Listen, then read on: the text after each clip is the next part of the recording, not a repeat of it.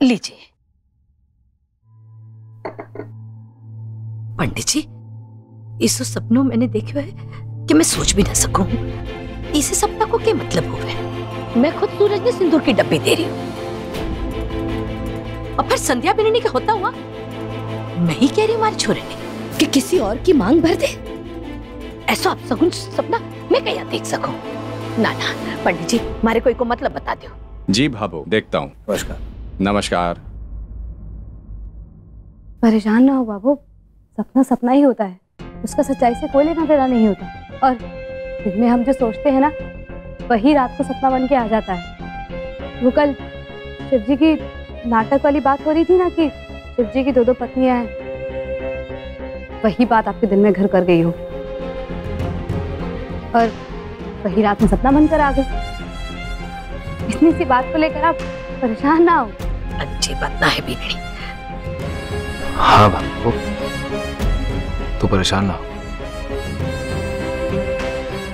पंडित जी, आप तो बस आशीर्वाद दीजिए कि हमारे घर परिवार में सब कुछ ठीक ठाक रहे। ठाकुर जी की कृपा से सब ठीक होगा सूरज जी। मुझे आज्ञा दीजिए। नमस्कार। चाय। वैसे एक बात बताओ भाभू, आपने सपना देखा, अब हमारे को बताया भी नहीं। जब तक आप हमारे को पूरा सपना ना बताओगी ना, हमारे तो पेट में दर्द होता रहेगा। बताओ ना, उसमें जेठानी जी नई थी कि पुरानी वाली थी? बताओ ना। रगिल, खबरदार जो फिर ऐसी बात करी है तुम। हमारे सूरज के जीवन में ना संध्या बिन्नी की जगह और कोई को नहीं दे सके। हमारे राम सीता सी जोड़ी है, नजर न लगे हमारी जोड़ी सदा बड़ी रहे। आप बिल्कुल चिंता मत कीजिए बाबू, अब तो शिव जी के नाटक में भी पार्वती और सती दोनों मैं ही बनूंगी। हाँ? दोनों रोल आप करोगी? ये कैसे हो सके है? अरे वो लाली माँ, वो बड़ी नक्चरी है, वो ये रोल ना देने वाली है आपको। एक तो उसको इतनी मुश्किल से मिला है और ऊपर से जेठ जी के साथ बैठने का वो मौका ना छोड़ेगी। छोड़ना पड़ेगा उसे मीनाक्षी। अरे बाप रे बाप, देखो बाबू, अब सर नहीं बोली, अब तो उसे छोड़ना ही पड़ेगा।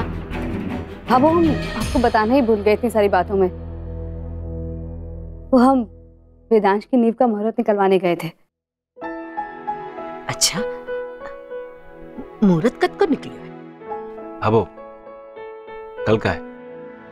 बहुत बढ़िया। कल का? इतनी जल्दी? जेठानी जी, लगे है आप तो बड़ी जल्दी में हो। कहीं जा तो ना रही है आप? अच्छा, हमारे सूरज का सपना जितनी जल्दी पूरा हो जाए ना, उतना ही अच्छा।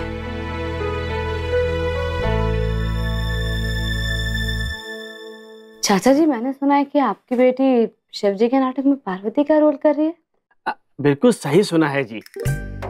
वो तो ये खबर सुनते ही बहुत खुश हो गई। साक्षात पार्वती ही समझ लीजिए उसको। उसने तो एक एक लाइन याद कर रखी है, क्या पहनना है, कैसे बोलना है। घंटों तैयारी करती रहती है। देखिएगा, तालियां बजेंगी मेरी बेटी के लिए, तालियां। आप लोग बैठिए, हम आपके लिए गरम गरम जलेबी लेके आते हैं। नहीं, हम चलते हैं। आइए, खा के जाइएगा। संध्या, इनकी बेटी ने तो पूरी तैयारियां कर ली हैं और कितनी खुश भी है इस रोल के लिए। मुझे लगता है कि उसका दिल तोड़ना ठीक ना होगा। तैयारी करने तो उससे क्या होगा? अपने शिव जी की पार्वती तो मैं ही बनूंगी। जैसे देख रही हो सूरज, उसका दिल टूटने की बड़ी चिंता है आपको। मेरा ये मतलब ना था। आपके मन में जो आए ना वही करो, मुझे क्या करना। लीजिए, गर्मा गर्म जलेबी खाइए। अरे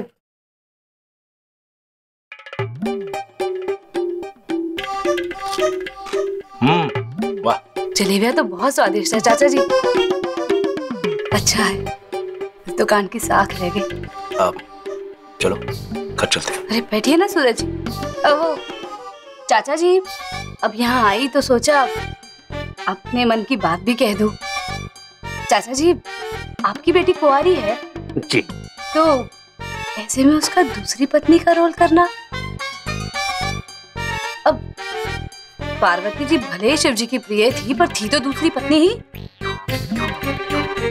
अरे अब आपसे क्या छिपाए, आप तो अच्छे खासे अनुभवी इंसान है। कहते हैं ना कि जो कुंवारी लड़की असल जिंदगी में दूसरी पत्नी का रोल करे तो उसे असली जिंदगी में भी दूसरी पत्नी क्या कह रही है? अरे अब एक बाप ऐसा तो कभी नहीं चाहेगा ना कि उसकी बेटी असल जिंदगी में भी दूसरी पत्नी। अब बात भले ही कड़वी है, लेकिन बड़े बुजुर्गों की बातों में ना कहीं सच्चाई होती है। अब आप तो खुद समझदार हैं। चाचा जी।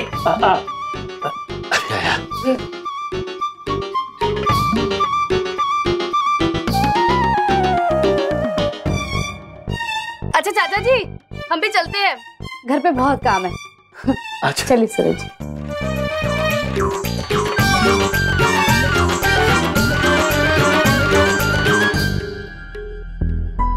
मैं तो अभी तक हैरान हूं, क्या आप ऐसा भी कर सकती हैं? अरे आप कब से झूठ को सच करने लगी? ऐसे लग रहा था जैसे आप में मीनाक्षी की आत्मा उतर गई। सूरज जी, आपके जीवन में अगर किसी ने मेरी जगह लेने की कोशिश की ना, मैं कभी बर्दाश्त नहीं करूंगी। फिर इसके लिए चाहे मुझे कुछ भी करना पड़े, सही या गलत। इसने जरा भी नजदीक आने की कोशिश की ना, आपके तो हाथ पकड़ कर दूर कर दूंगी। और इस तरह पार्वती ने शिव जी का मन सदा सदा के लिए जीत लिया। नारायण नारायण। फिर शिव जी बोले, मतलब सूरज जी बोले, प्रिय मैं तो तुम्हें सच्चे मन से स्वीकार करता हूँ। फिर पार्वती जी बोली, मतलब लाली माँ बोली, प्रभु मैं तो आपके चरणों की धूल हूँ, आप जैसा रखे आपकी इच्छा। नारायण नारायण। फिर शिव जी बोले, मतलब जेठ जी बोले, प्रिय तुम्हारी जगह मेरे चरणों में कोनी, मेरे हृदय में है। नारायण नारायण। प्रभु शिव को बार बार प्रणाम करती हुई, अरे जेठानी जी आप कितना बढ़िया संवाद है, मगर नारायण की कोई लाइन ही कोनी ज्यादा है। ये लाइन लालिमा की नहीं, मेरी होंगी। शिव जी यानी कि सूरज जी कहेंगे, प्रिय मैं तुम्हें सच्चे मन से स्वीकार करता हूँ। फिर पार्वती यानी कि संध्या मैं कहूंगी, प्रभु मैं तो आपके चरणों की धूल हूँ, आप जैसे रखेंगे आपकी इच्छा। फिर शिव जी कहेंगे यानी कि सूरज जी, प्रिय तुम्हारी जगह मेरे चरणों में नहीं, मेरे हृदय में है। फिर बोलो नारायण नारायण।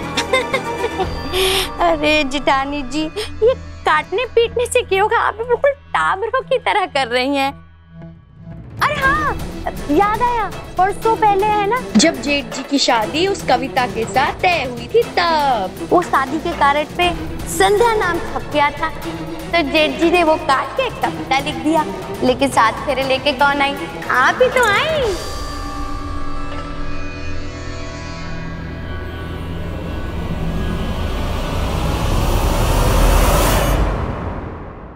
मीनाक्षी, कम से कम सोच के तो बोला करो। हा? हर चीज में ना मजाक अच्छा ना होवे। हमारे को माफ कर दीजिए जेठ जी, हमारे कहने का मतलब तो ये था कि पूरा पुष्कर जानता है आप दोनों की जोड़ी तो राम सीता की जोड़ी है, भगवान ने बनाई है। ये संजोग कोई अलग थोड़ा ना कर सके, मुझे डांटने की क्या जरूरत है?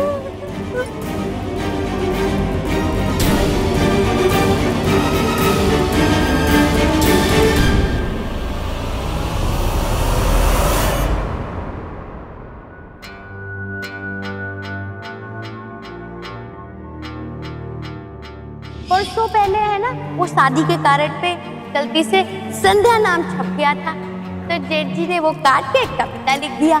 लेकिन हुआ क्या, आज तो साथ फेरे लेकर आप ही ना।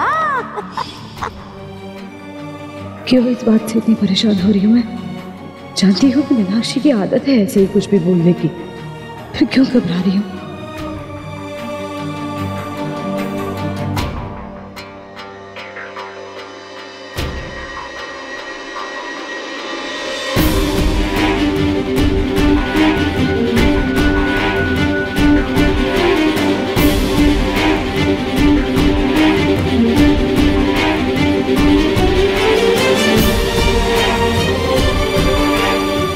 सिर्फ 2 दिन और बचे हैं मेरे मिशन पर जाने में।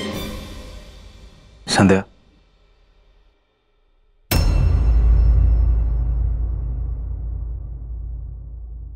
क्या बात है? खुद भाभो को समझा रही थी जो भाभो ने सपने में देखा कि भाभो, नाटक वाली बात आपके मन में बैठ गई है, इसे निकाल बाहर करें। लेकिन खुद वही बात अपने मन में बिठा के बैठ गई। वाह! मतलब ये कि दूसरों के लिए समझदार और अपने लिए सारी अकल, सारी समझ किनारे पे रख दी। संध्या, शिव जी ने भले ही पहले सती को अपनी पत्नी बनाया हो, और इसके बाद पार्वती जी को, लेकिन इस सूरज के जीवन में सब कुछ आप थी, हैं और हमेशा रहेंगे। बोल गई क्या? आपने क्या कहा था कि सूरज जी 1 बार नहीं, 2 बार नहीं, 3 बार नहीं, 10 बार नहीं, हमेशा मैं ही आपके जीवन में रहूंगी। कहा था ना?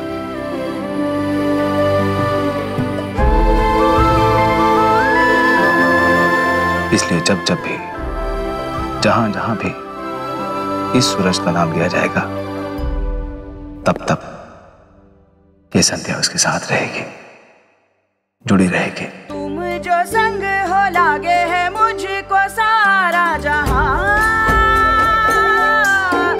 अपना मुझे मिलके चलेंगे है ये कसम जो साथ तेरा मुझको मिले। राहों से कांटे हम चुन लेंगे, धूप में छाया बन के चलेंगे। जग से निराला होगा साथ पिया जी, मारे सपनों की तू परवाज़ पिया। हारो मारो मिलन ऐसा लागे रे साथी जैसो दिया और बाती हो दिया और बाती हम।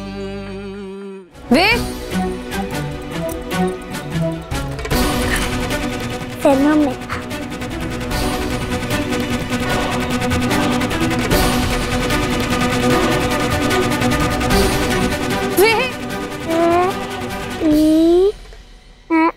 क्या था?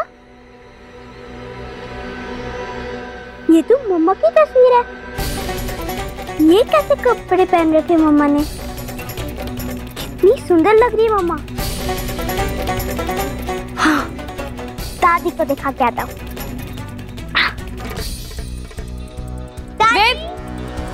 वेद, ला मेरा फोन दो। हाँ मम्मा, दे रहा हूँ। लेकिन दादी को अब की नई वाली फोटो दिखाने के बाद। दादी दादी, ये देखो मम्मा की नई फोटो। हाँ दिखा, ला दे। वेद, ला जे।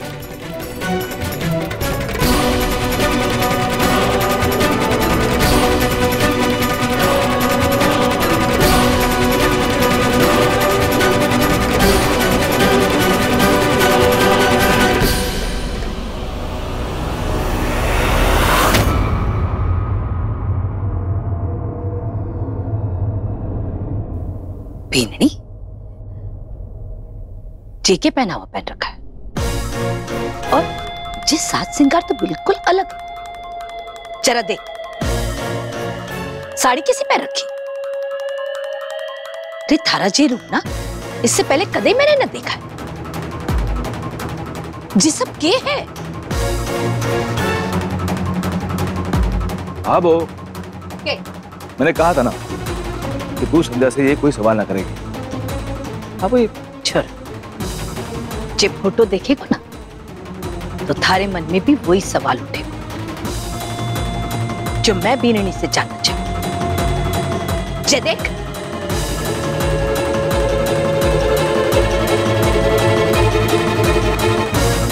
अब पूछ थारी बीननी से कि जे सबके है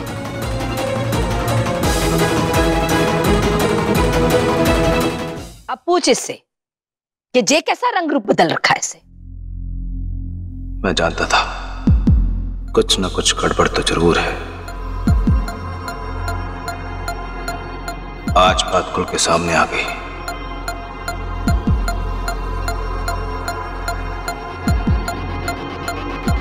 ये क्या है संध्या? बंगाली पहनावा?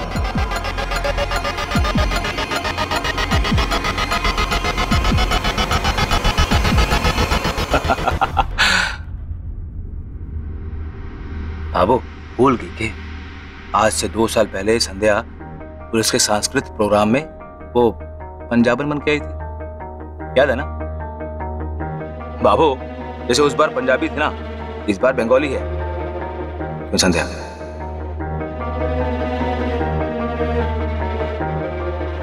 आप बंगाली रूप धारण करने वाली है ना?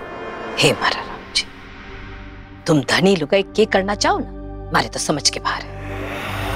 जा बे, जाकर पढ़ाई कर। क्या दादी? अरे राम, संभाल कर जाए।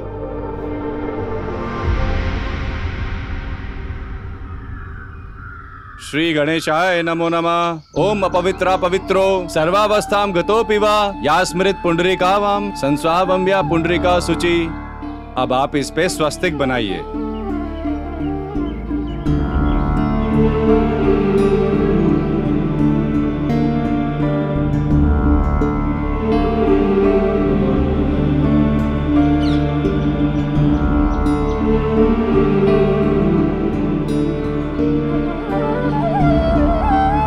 अब इसके बाद आपको ये मुहूर्त का नारियल फोड़ना है। ओम स्थान देवताभ्यो नमो नमः। आपके होटल की नींव का पत्थर तो रखा जा चुका है, अब आप आगे का शुभ काम शुरू कर सकते हैं। सूरज बेटा, थारे जीवन के जे 2 शक्ति स्तंभ है, एक थारी माँ और एक थारी पत्नी, जो थारी ताकत है, थारी प्रेरणा है, और इनके साथ तू जो आज जिस सपने की नींव रख रहा है, वही तेरा आने वाला भविष्य है बेटा। पापा, अब तो बहुत जल्दी हमारा वेदांत होटल बनना शुरू हो जाएगा। और पापा, अब तो सच्ची में होटल के मालिक बन गए हो। यस!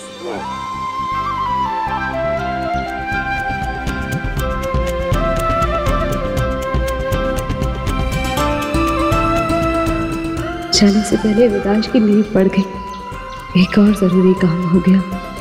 अब कुछ ही महीनों में सूरज जी का सपना यहाँ आकार ले लेगा। मैं भले ही इसे आकार लेते देख नहीं पाऊंगी, लेकिन इसके पूरा बनने के बाद लौट कर आऊंगी, अपनी आंखों से देखूंगी सूरज जी के इस सपने को।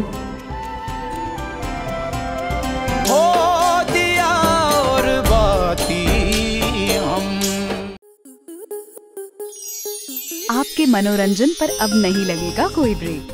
स्टार प्लस के बेहतरीन शोज देखने के लिए लाइक, शेयर और सब्सक्राइब करें स्टार प्लस यूट्यूब पेज को।